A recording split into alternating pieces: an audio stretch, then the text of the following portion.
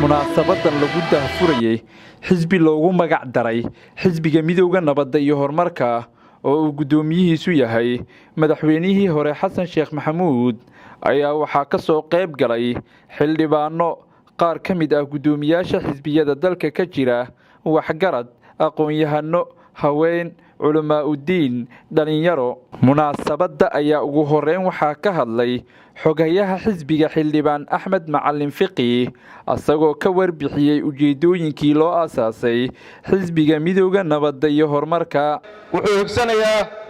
oo vision u ah oo aragti u ah midowga nabadda iyo horumarku wuxuu u taagan yahay ilaalinta midnimada dhuleed iyo madax bannaanida siyaasadeed ee dalka dhowrista xuquuqda asaasiga ah xorriyadda muwaadinka hirgelinta sarraynta sharciga xaqiijinta nabadda iyo horumarka cadaaladda bulshada qodobka labaad oo u taagan yahay waxay tahay isagoo adeegsanaya mabaadi'da diinta islaamka ee xaniifka ah kana ambaqaadaya dhaqanka suuban ee ummadda soomaaliyeed kana faa'iidaysanaya sooyaalka taariikhda siyaasadeed ee dalka wuxuu u howlgelayaa dhismaha bulsho ku noolaata nabad iyo horumar waara oo ku dhaqanta mabaadi'da dowladnimo ee ku salaysan sharciga iyo nidaamka dimuqraadiyadda qaar ka mid ah gudoomiyaasha xisbiyada ka jira dalka ayaa bogaadiyey xisbiga midowga nabadda iyo horumarka waxaan ku faraxsanahay mar labaadna u hambaliyeynayaa halkaana ka bogaadinayaa inay xildhibaanadii ugu badneyd ilaa hadda oo xisbi isku bedela inuu yahay xisbiga midowga nabadda iyo horumarka marka hambalyadaas iyo bogaadintaas ayaan rabaa inaan halkan ka jeediyo aniga iyo xisbiyada ah waxa weeyaan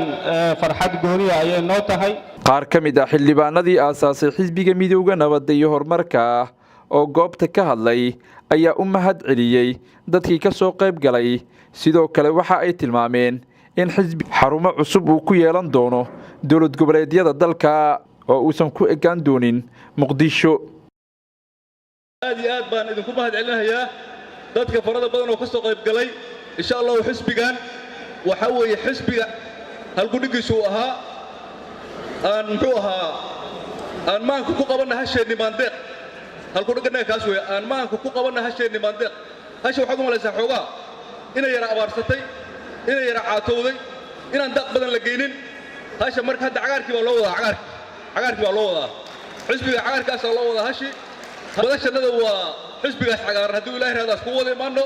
ma ahan xisbi qabyaalad ma ahan xisbi maxaa la yidhaahdaa dan gooni laga leeyahay ma ahan xisbi muxuu ahaa dad gaar ay wataan ma ahan waa xisbi soomaaliyeed oo isu tegey waxaan soo dhawaynaynaa in doorashada soo socota hadduu ilaahay yidhaahdo ay noqoto mid ku salaysan axsaab waana inaan ka shaqaynaa sidii ay ku noqon lahayd sidii doorashadaas axsaab loo aadi lahaa haddii ay dhacdo taas waxaan ka xoroobaynaa oo noogu dambayn doonto siyaasi aan karti lahayn siyaasi aan lahayn aragti ama meel uu aragtidiisii uu ka soo qaado ama meel uu ku celiyo waxaan kaloon ka xoroobaynaa xildhibaanan aanan aqoonin qaabkii uu baarlamaanka ku soo galay ama la garan karin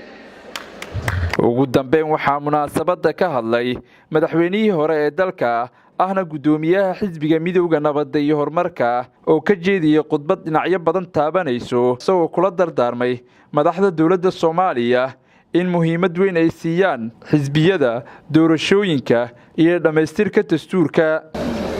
xisbigan iyo xisbiyada guud ahaanba waa ka baaxad weyn inay yihiin tool ama aaliyad loo adeegsado xukunka si loo tago dadka qaarkiis waxa laga yaabaa inay sifahaas siiyaan tool ama aaliyad loo baabuurkii ku geyn lahaa dilla Soomaaliya inuu yahay maya waxaan qabaa anigu xisbiyadu ma aha baabuurkaas ma aha xisbiyadu waa dalkan dhan baabuurkii dhaqaaji lahaa oo geyn lahaa meesha nabadda iyo barwaaqada iyo horumarka iyo wanaagga uu ku jiro laakiin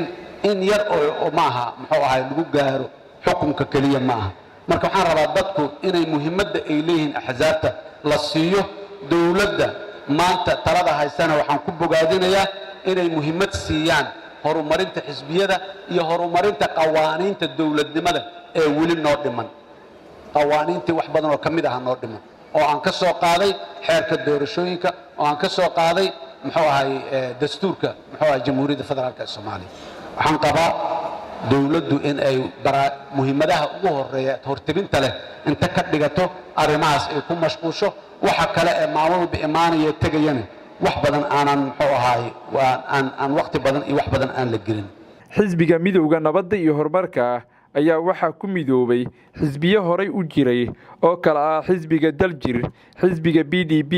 iyo kutlada hor u socod ee baarlamaanka federaalka Soomaaliya. Cabdullaahi Maxamed, warbaahinta dowlad goboleedka Soomaaliyeed ee Jubbaland,